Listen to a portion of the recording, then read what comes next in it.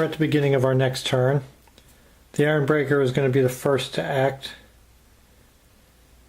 We currently have 2 monsters in the shadows. The Orc Boy is here with 1 wound on it.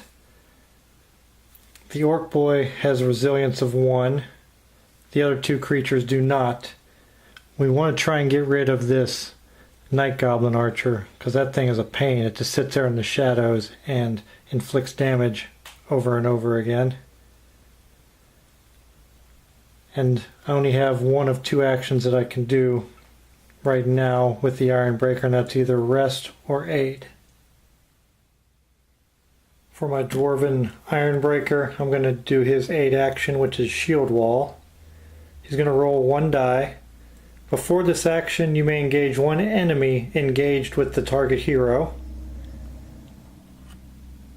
The target hero may ready 1 action, and then ready all of your actions. And that's what this symbol here with the arrows means. It means it's going to refresh all of his other available actions. We'll exhaust that and roll 1 die. Now this time he is going to have to roll the black die because the Orc Boy is available and is engaging him. We got 1 wound and 1 success. He did receive 1 wound from the Orc Boy, and the Orc Boy does 3 damage, so 3 wounds are inflicted on the Ironbreaker. He did get 1 success with his aid action, which gives him 1 of these success tokens to distribute to the Way Watcher. We just have to decide where we want to put it. I think what I'll do is I'll put it on her deadly shot, since she only rolls 1 dice when attacking. I could have engaged an enemy that was engaged with the target hero, but she doesn't have any enemies engaged. This target hero may ready 1 action now also. And what I'll do is I will ready... Do I want to ready the Explorer or the Rest? I'll ready the Explorer. And then finally, that aid action allows the Dwarf or the Ironbreaker to ready all of his actions. And that will end his initial turn. Now we move on to the Way Watcher. I think with the Way Watcher, I'm going to do her aid action, which is Shadow Watch. When she aids, she rolls 2 dice. The target hero may ready 1 action, and you may choose 1 enemy engaged with the target hero, and that enemy suffers 1 wound. So I will use aid, or Shadow Watch, the aid action, and roll 2 dice. The Way Watcher does not have any enemies actively engaging her, so I don't have to roll any of the black dice. Well, this is going to be a good roll here. I get 1 success, and I get to re-roll the critical success. And that gives me a total of 4 successes. That is excellent. With Shadow Watch, I received 4 successes that I can distribute to the Ironbreaker. I'm definitely going to give him 2 to his attack action. And then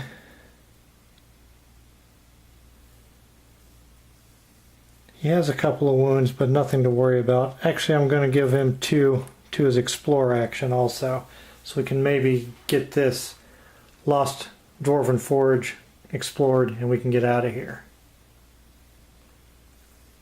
The target hero may ready 1 action. He doesn't have any that are exhausted.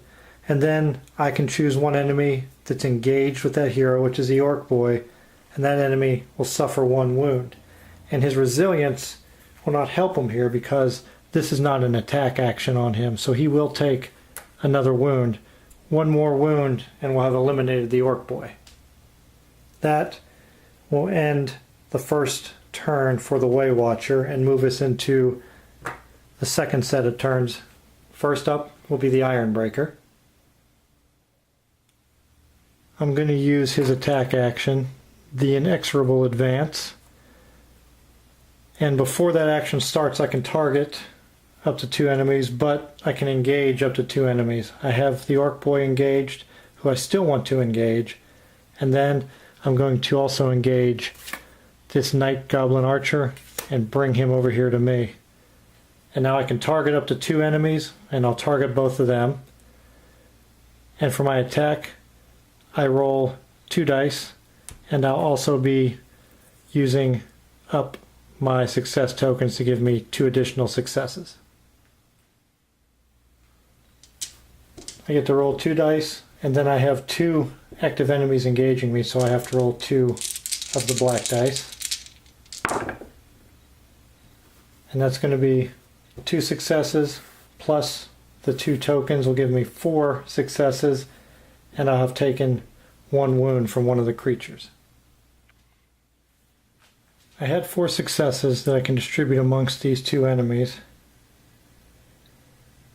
Now, if I would have to use 2 successes because of his resilience and the fact that I used my attack action, which would only leave me 2 wounds for this Night Goblin Archer, which would not guarantee that he was taken out, but he doesn't have resilience.